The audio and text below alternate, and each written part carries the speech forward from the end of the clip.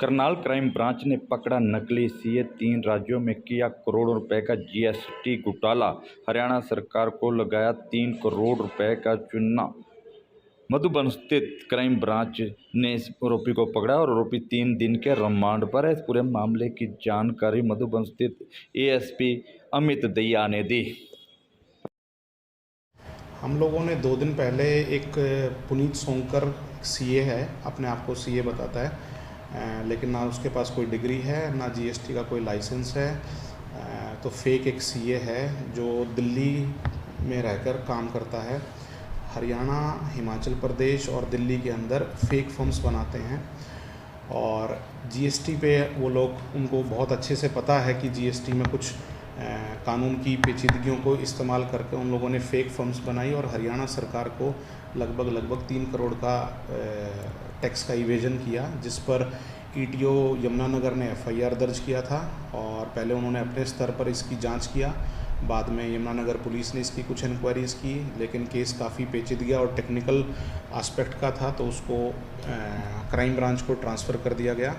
सारी प्रकार की हम लोगों ने इन्वेस्टिगेशन कर उनके आईपी एड्रेसेस, उनके ओटीपीज़ नंबर, उनके जीएसटी पोर्टल पर जितने फॉर्म्स अपलोड हुए, जो कंप्यूटर लैपटॉप्स से बिल्स बनाए गए और बिल्स की वेरिफिकेशंस करके हम लोगों ने परसों इसको करनाल से अरेस्ट किया है। अभी ये 2 दिन के रिमांड पर है। किस तरीके से इनका रहता है सर, ये पूरा गेम प्लान किस तरह से? ये दिल्ली में और बैठकर दिल्ली में बैठकर इन्होंने यमुनानगर में फॉर्म बनाया था और वहीं से ये लोग ऑपरेट करते थे। कुछ ऐसी फेक फर्म्स हरियाणा में भी इन लोगों ने बनाई, उन पर ये लोग बिल्स भेजते थे। कुछ असली फर्म्स भी थी उसके अंदर, ताकि पुलिस बेवकूफ़ बनती रहे या डिपार्टमेंट बेवकूफ़ बनता रहे कि असली फर्म्स भी हैं तो शायद असली में काम गया होगा।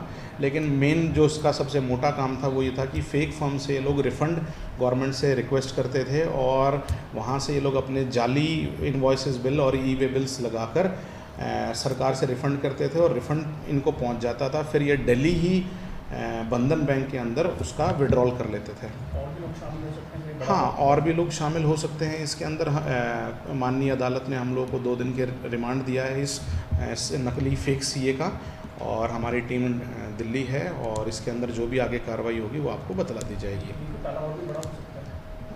हो सकता है, अभी इनिशियल स्टेज पर है। हम लोग इसकी पूरी तह तक जा रहे हैं कि कितनी और फेक कंपनीज इसके साथ एसोसिएटेड हैं। और हिमाचल के अंदर भी, वहाँ पर इनको एक बार बुलाया गया था जीएसटी डिपार्टमेंट में, वहाँ पर भी एक इनके खिलाफ़ जीएसटी एक्ट में एफआईआर हुई है। और दिल्ली भी इन लोगों ने 2-3 फर्म्स बनाई हैं।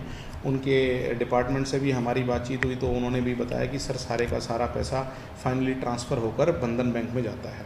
ये एक लेयर बनी होती है, bank to bank, firms to firms layer, IP addresses, GST portals, ये सब वहीं से निकलते हैं। लोगों से अपील ये रहेगी कि सबसे पहले आप कोई भी सामान खरीदते हैं तो उसका प्रॉपर टैक्स जो फिलअप हुआ है बिल से लें। और व्यापारियों से मेरी ये अनुरोध रहेगा कि आप इस प्रकार के किसी भी फेक सीए के जाल में ना आएँ। ये विदाउट डिग्री हैं, विदाउट लाइसेंस ही हैं और इनको कोई अथॉरिटी नहीं है कि किसी प्रकार से कोई भी आप लोगों के रिटर्न्स फिलअप कर पाएँ। और ऐसी फर्जी कंपनियों से बहुत दूर रहें। कार्रवाई हो सकती है कानून इसमें? हाँ, कार्रवाई बिल्कुल उन फर्म्स पे भी कार्रवाई होगी जिन फर्म्स ने इन ऐसे सीए को हायर करके और अपने रिटर्न्स भरवाए हैं और फेक इनवॉइस बिल्स अप्लाई किए हैं और उसके ऊपर अपना इनपुट टैक्स क्रेडिट यानी कि रिफ़ंड क्लेम किया है। डॉक्यूमेंट्स को लेकर भी सावधानी की ज़रूरत है? हाँ, डॉक्यूमेंट्स को लेकर सावधानी की ज़रूरत है। आप जब भी किसी प्रकार का कोई बिल लें तो एक बार अपने जीएसटी साइट पर जाकर वेरीफाई कर लीजिए कि इसके अंदर क्या वो फर्म रियल में एक्टिव है या वो बंद हो चुकी है, उसका प्रॉपर एड्रेस कहाँ पर है, उसके पैन नंबर्स और जीएसटी नंबर्स पूरे आपको कम्प्लीटली जीएसटी पोर्टल साइट्स पर दिख जाएंगे। आप सिंपल गूगल पे जाएंगे तो भी आपको जीएसटी साइट्स मिल जाएगी, आप वहाँ पर वेरीफाई कर सकते हैं। इन लोगों को कैसे पकड़े सर, लोग जज कैसे? जज करने का तरीका यही है कि जब आपको कोई भी बिल मिले तो उसके ऊपर एक जीएसटी नंबर लिखा होता है, आप नंबर को डालें और नंबर आपको जैसे ही आप गूगल पर जाकर gst.gov.in पे डालेंगे, वहाँ पर आप लोगों को हरियाणा सरकार और भारत सरकार की साइट मिल जाएगी। उस पर आप सर्च कर सकते हैं कि टैक्स पेयर्स के इस अकॉर्डिंगली क्या सच है और जीएसटी नंबर से क्या सच है। जैसे आप जीएसटी को क्लिक करेंगे वहाँ पर आप लोगों को नंबर और कोड आ जाएंगे। उस बिल के ऊपर जो नंबर लिखा हुआ है आप उस बिल को अगर डालेंगे उसमें तो वो आपको बता देगा कि ये जेन्युइन फर्म है, इनएक्टिव फर्म है, कैंसल्ड फर्म है, कहाँ की है, कौन इसका रियल ओनर है। कंप्लीट इन्फॉर्मेशन आपको वहाँ से मिल जाएगी। इससे आपको ये पता चल जाएगा कि जो बिल आप ले रहे हैं वो असली है या नकली है। OTPs का इशू ये रहता है कि जो CA या जो फर्म अपना GST पोर्टल पर अपना GSTR 3B फॉर्म फिलअप करती है उसको OTP आता है जब ये गवर्नमेंट से अपना रिफ़ंड क्लेम करते हैं। वो नॉर्मली CA और उसके फर्म ओनर के पास ही आता है।